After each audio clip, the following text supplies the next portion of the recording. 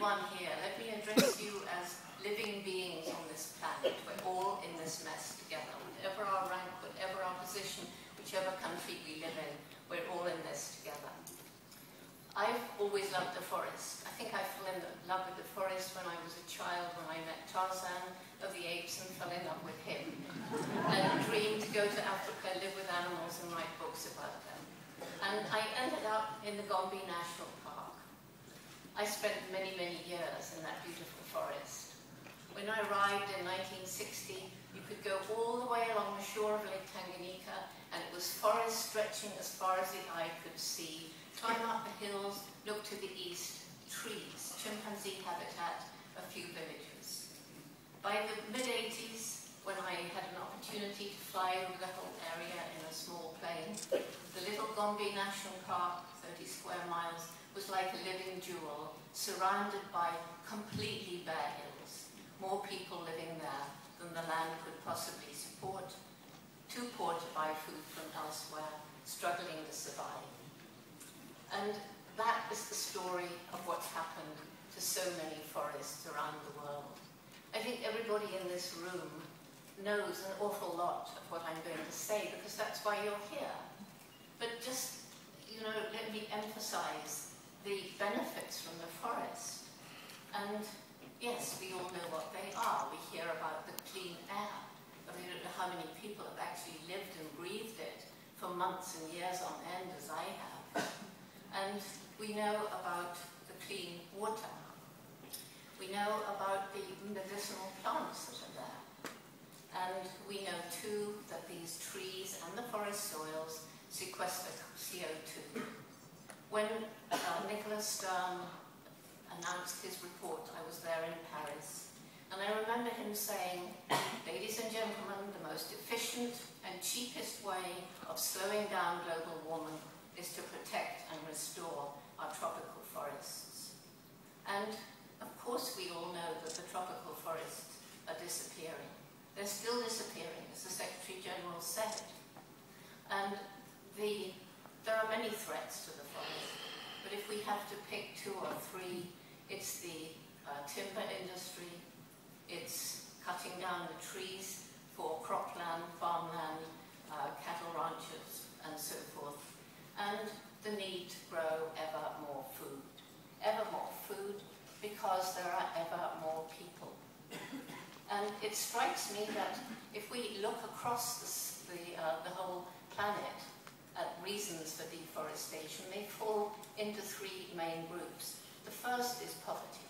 Because if you're living in poverty, you're going to cut down the last tree, even if you know you're creating a desert, because you've got to grow something to feed your family, or sell the tree for charcoal or something like that.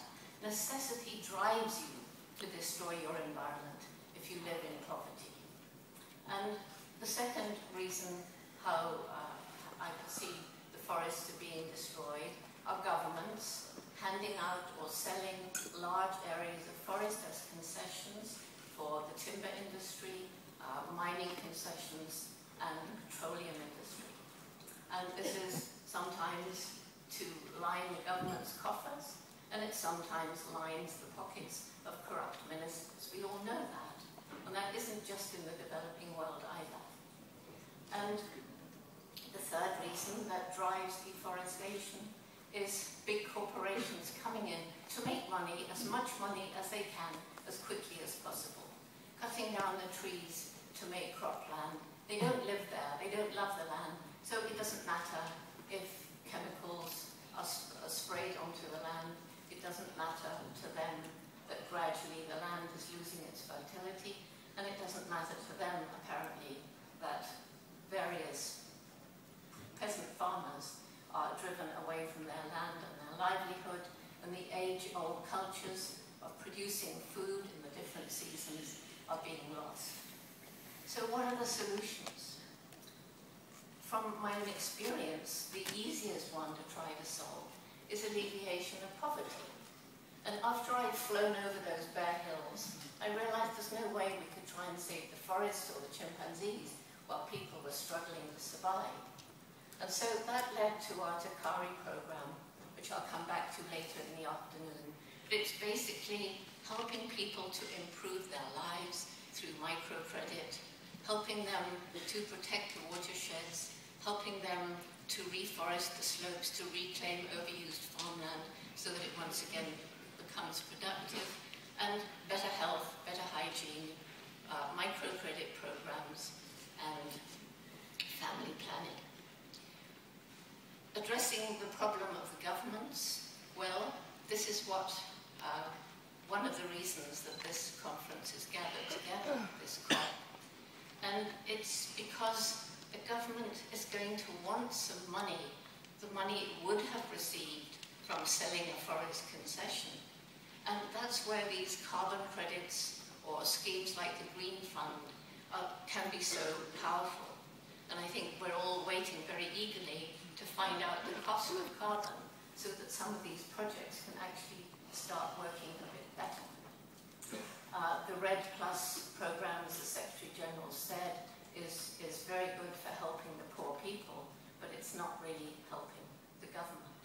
And then there is the fact that people in many developing countries are becoming much more aware, much more concerned about their own future.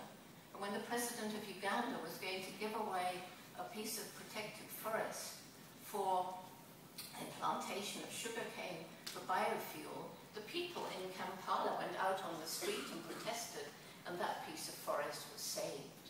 And of course, there are always interest groups lobbying against plans of this sort. And the corporations, is there any solution here? Yes, of course there is. And again, consumers are becoming better informed when they can. Many of them are trying to buy products that have been more ethically produced, that haven't destroyed the forests or other environments. And partly driven by their customers and their customer needs, corporations are beginning to investigate ways in which they can more ethically source products which they're selling. And although some of this we know has been greenwashing, nevertheless there are those corporate leaders who truly do care, who truly want to help protect the forests and the environments for the sake of the future of the planet and their own children. Are there problems ahead? There are huge problems. Let's make no mistake about it. The problems are enormous. How are the corporations going to find sufficient land to grow sufficient ethically produced food? They're going to have partners on the ground, like NGOs or local pressure groups, to ensure that those products have been ethically produced. And will there be enough land to grow them if our human populations continue to grow as they are growing? So if we're going to tackle all of these problems in the future, first of all, educate our young people in the rural areas and in the developed countries and the developing countries so that they understand better. Let's listen to them and let's empower them to take action for their own future. And these kind of movements are spreading around the world. And secondly, we must take out of the closet discussions about human population growth. It's politically insensitive to talk about it, but we have to talk about it if we care about the future. So the last thing I would say then is that each and every one of us must take responsibility in our own lives, make our own right ethical choices in the way that we live, because we are all in this together, and each and every one of us makes a difference each and every day. Thank you.